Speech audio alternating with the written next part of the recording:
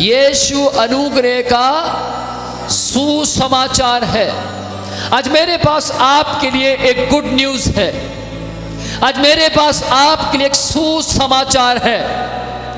आपने समाचार तो बहुत देखा होगा, आपने न्यूज़पेपर में बहुत से समाचार पढ़े होंगे और रोज पढ़ते होंगे, लेकिन सुसमाचार आप बहुत कम पढ़ते होंगे। सुसमाचार केवल आपको बाइबल में ही पढ़ने के लिए मिलेगा। बाइबल में लिखा है, पौलुस जी ने कहा, मैं अनजाने ईश्वर के विषय में सुसमाचार सुनाने आया हूं। उन्होंने बोला, पौलुस जी आप किसका प्रचार करते हैं? उन्होंने बोला कि मैं उसका प्रचार करता हूं जिसे तुम नहीं जानते। और पौलुस जी यीशु का प्रचार करते थे। यदि आप यीशु को जानते हैं तो आप सुसमाचार भी जानते हैं। यदि आप यीशु के लहू के विषय में जानते हैं तो आप सुसमाचार के विषय में जानते हैं।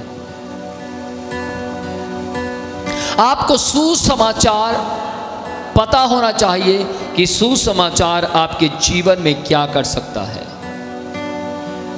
सुसमाचार आपके जीवन के अंदर बदलावट लेकर आता है।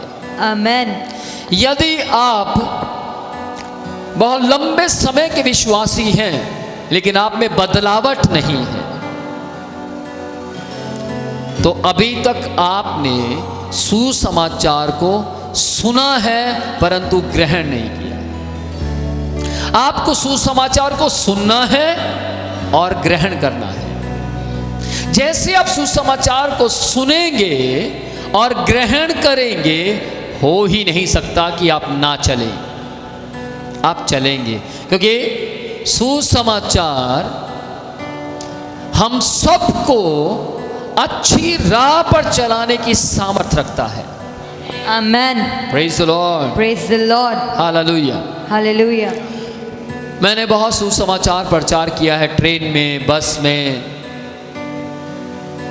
बाइक पर, जेल में और अनाथ आश्रम में, महिला मंडल में। ह्यूमन राइट्स के थ्रू मैंने बहुत बार यीशु का प्रचार किया। खालसा कॉलेज में, डीएवी कॉलेज में, कई जगहों पर मुझे बुलाया गया और मैं यीशु का प्रचार करने के लिए गया। शुरुआत बीड़ी से करता, सिगरेट से करता, अंत यीशु के लहू से करता। और लोग कहते कि हमने सुसमाचार कभी नहीं सुना, समाचार तो बहुत बार सुना। लोगों में एक लहर उठती। जवान लड़के लड़कियां कहते हम अपना जीवन यीशु को देना चाहते हैं। कैसे दे सकते हैं? तो मैं लोगों को बताता कि अपना अंगीकार कीजिए, मुंह से अंगीकार कीजिए कि आप पापी हैं। दिल से पश्चाताप कर कर विश्वास कीजिए कि यीशु आपके लिए मारे गए, गाड़े गए, तीसरे दिन मुर्दों में से जिंदा हुए, तो आप निश्चय उद्धार पाएंगे। जवान लड़के लड़कियां कहते बस इतने से हमारा उद्धार हो जाएगा। जी हां, ये सरल रास्ता मात्र यीशु ने तैयार किया है।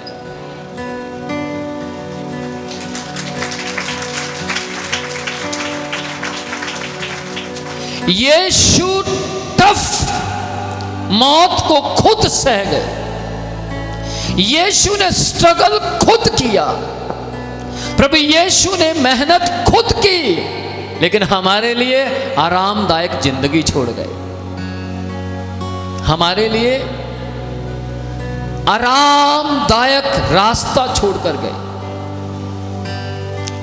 सकरा है वो मार्ग जो स्वर्ग की ओर जाता है, चौड़ा है वो मार्ग जो आपका नाश का कारण बन जाता है। चौड़ा है वो मार्ग जो आपको नरक की ओर पहुंचाता है।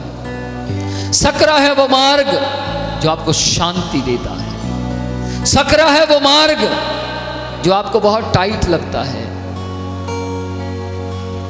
कल मैं जब मैं अपनी लैंड पर गया, मीन्स यीशु ने जो लैंड दी है चर्च के लिए, उस पर गया, तो मैं चाहता था कि उस लैंड के ऊपर जो नीम के पौधे लगाए गए हैं वो बढ़ रहे हैं या नहीं, वो देखने गया था। तो मैं वहाँ साथ साथ डोल थी, डोल पर चलने लगा।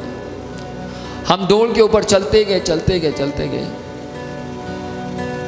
एक और जगह पहुंचे जहां पर एक किसान दवाई छिड़क रहा था।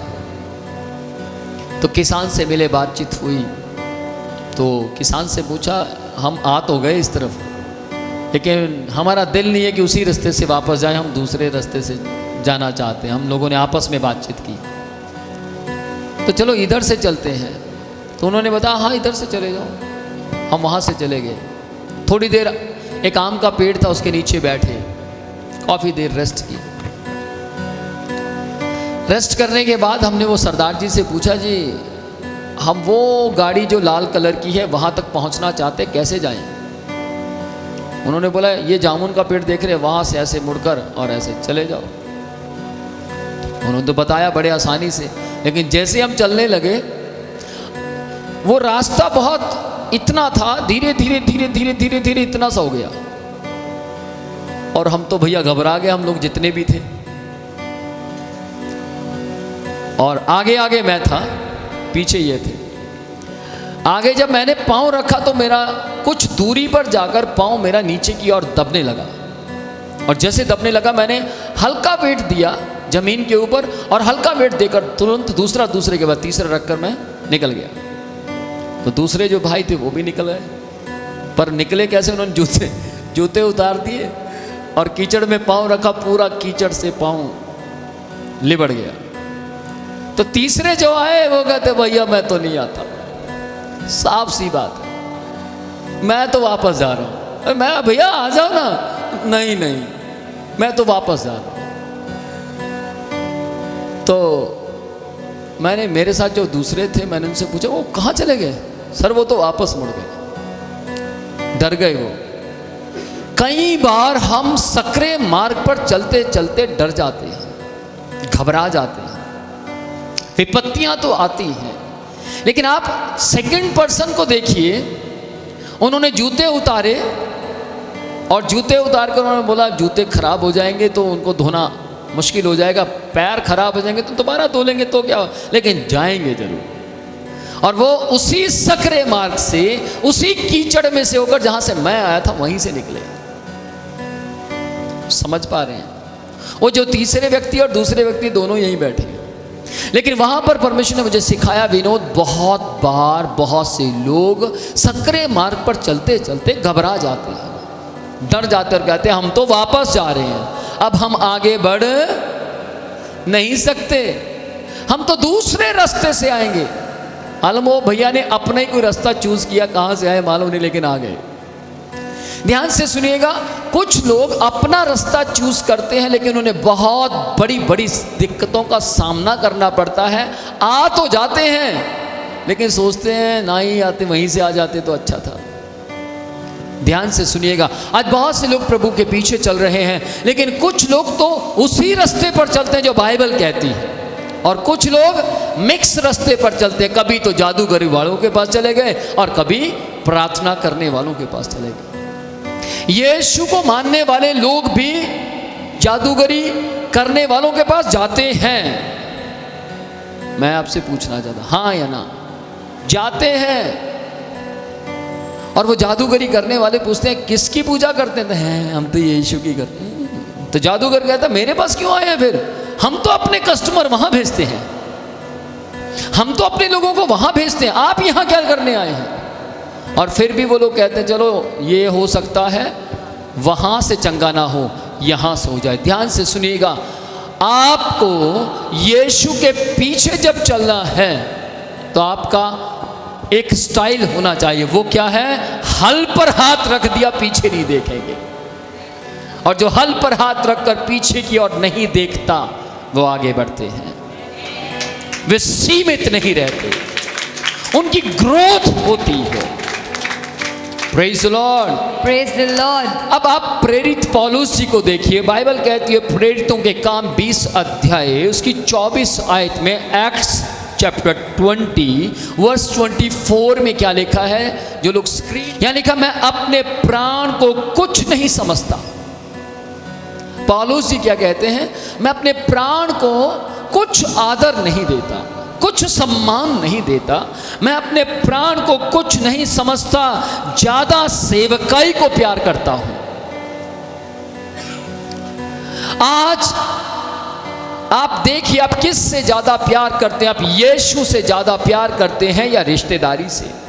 आप यीशु से ज्यादा प्यार करते हैं अपने कारोबार से? आप यीशु से ज्यादा प्यार करते हैं या अपनी नौकरी से? आप यीशु से ज्यादा प्यार करते हैं या फिर अपने व्यापार से? लेकिन पौलुस जी को देखिए, पौलुस जी व्यापार से इतना प्यार नहीं करते थे, वो अपने कामकाज से इतना प्यार नहीं करते थे, यहां तक कि वो अपने प्राण से भी इतना प्यार नहीं करते थे जितना वो यीशु से प्यार करते थे।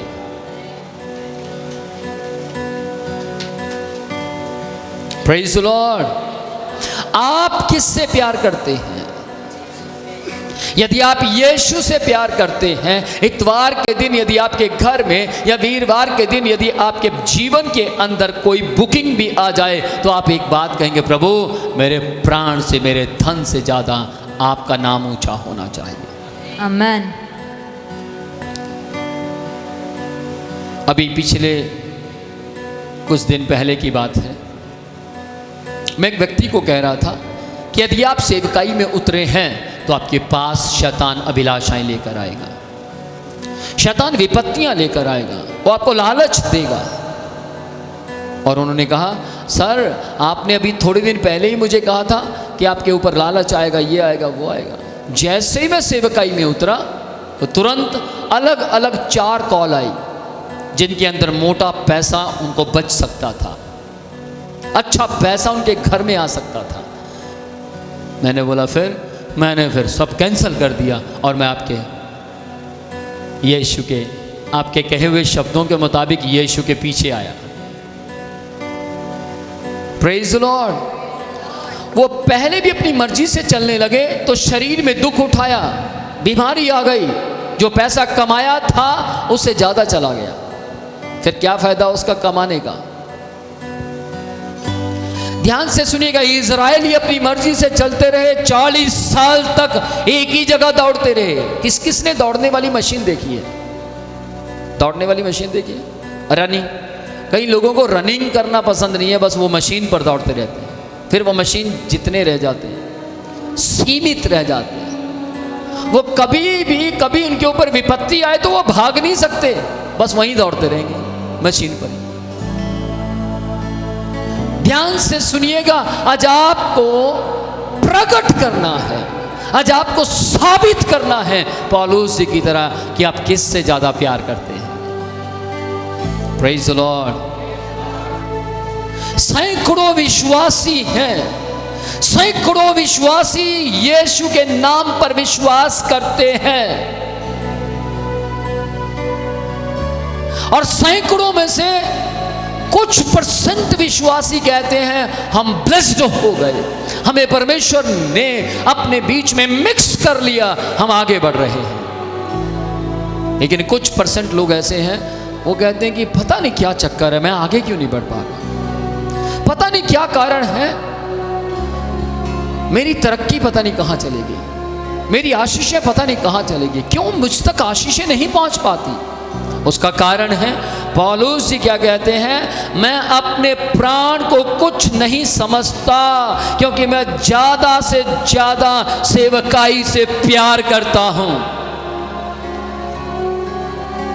यदि आप नौकरी करते, नौकरी के साथ साथ यदि आप परमेश्वर की सेवकाई से प्यार करते हैं।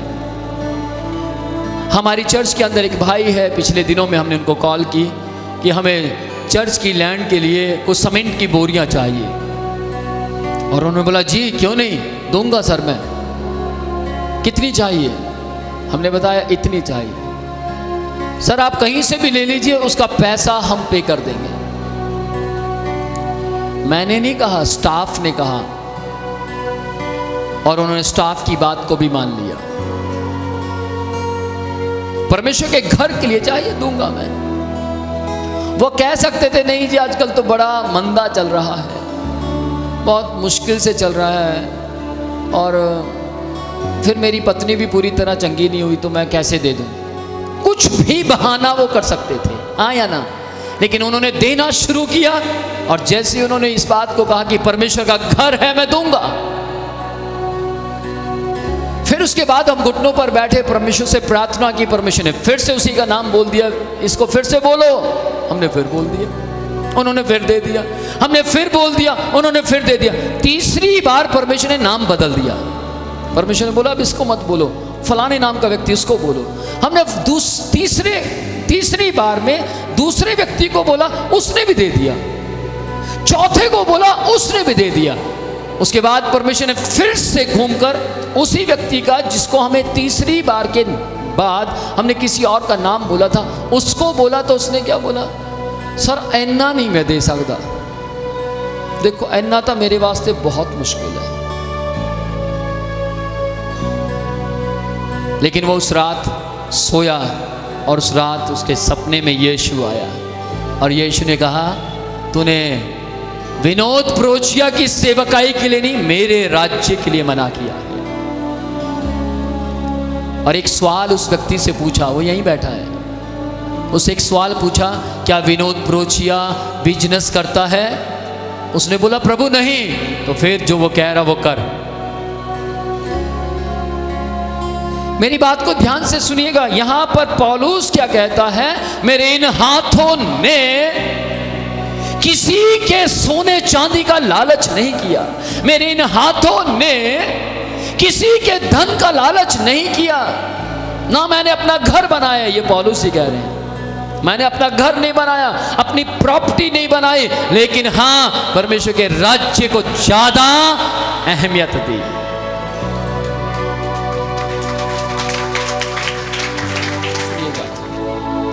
यदि मैं लालची होता तो सबसे पहले अपना बंगला बनाता। 2 बार मैंने लैंड खरीदी, दोनों बार चर्च के लिए। मैं अब तक अपना घर बना चुका होता, हाँ या ना, हाँ या ना। अब तक बेस्ट घर ले चुका होता, लेकिन अभी तक मैंने अपना घर नहीं लिया। और ध्यान से सुनिएगा, मैं पौलुस जी के इन शब्दों के मुताबिक एक शब्द कहना चाहता हूं, मेरे घर स्वर्ग में तैयार कर दिए गए हैं।